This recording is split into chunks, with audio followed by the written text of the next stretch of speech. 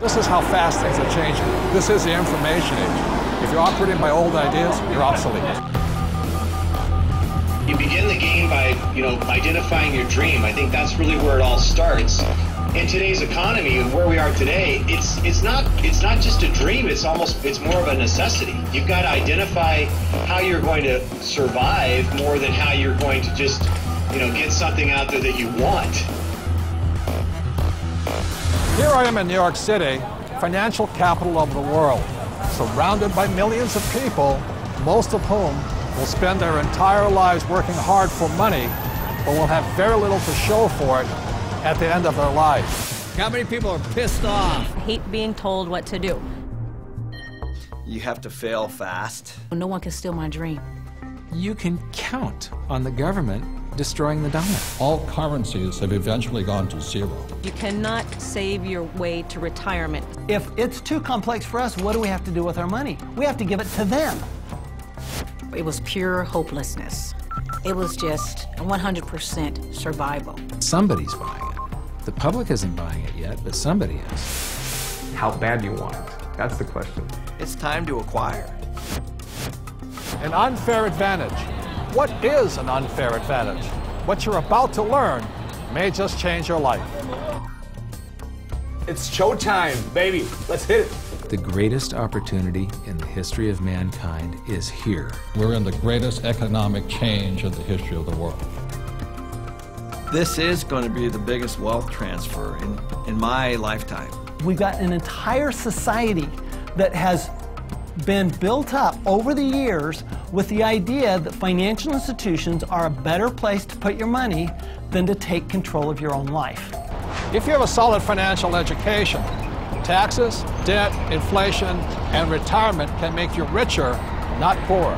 The rich will get richer and the poor middle class gone. I was around my brother who was a part of a gang, who ran a gang, and that's a lot like running a business. Most people run from problems, and the truth is that's where the opportunities are.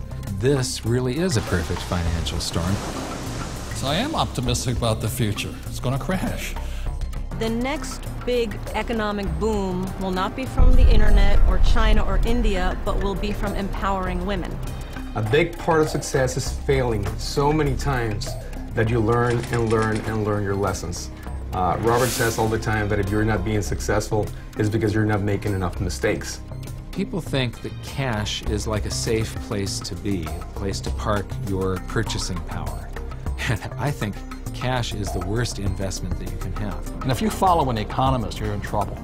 Okay, you want to have barely enough income to survive if you're lucky. Go do 401ks, go do mutual funds, be my guest. This is the best time to talk about this because people have had a shift of context with this economy. To change your financial life often involves changing your mindset. It really is where it starts, is the attitude, it's the mindset, it's the decision that you're going to, take responsibility for your own financial life. Knowledge is money. Show business.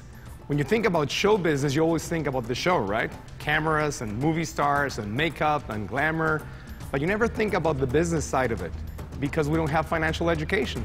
And I didn't learn that until 20 years down the road in my career. And now, I'm not only an expert in the show part of it, but I'm becoming an expert on the business side of it. Business is about production. We can produce our way out of any problem. I was probably age 8 when I started thinking about millions. The very, very first step is you've got to select your dream, because taking control of your financial life starts with a dream. There's got to be a bigger purpose than just making money. If you don't have something that is bigger than you, a dream, a huge dream, you're going to quit. Your friends and who you hang out with, whether you're a child or whether you're an adult, will dictate your destiny and your future. And so you have to be picky and choose your surroundings very carefully. It's creativity. It's brainstorming. It's being around like-minded people. People have so many emotions attached to money. And it might be because of how their parents thought about money, or an experience they had around money that, they think it's evil, or they think rich people are bad people, and all of this stuff. But if you just break it down, money is just a tool to be used in this world. Everybody today uses money, like it or not. The absolutely fastest way to put money in your pocket is to reduce your taxes. Gold and silver have been the safe haven asset for every second of the last 5,000 years. My real estate that we own, through depreciation, wipes out most of our taxable income. It just makes so much sense to me, and it's so much easier. I went to war to fight for capitalism. I fought for the freedom for a person like me who had nothing, to work hard, to use my brains, and to build a better life for myself and many other people. The problem isn't capitalism. The problem is laziness. People who expect something for nothing. The problem is greed. People who take more than they give.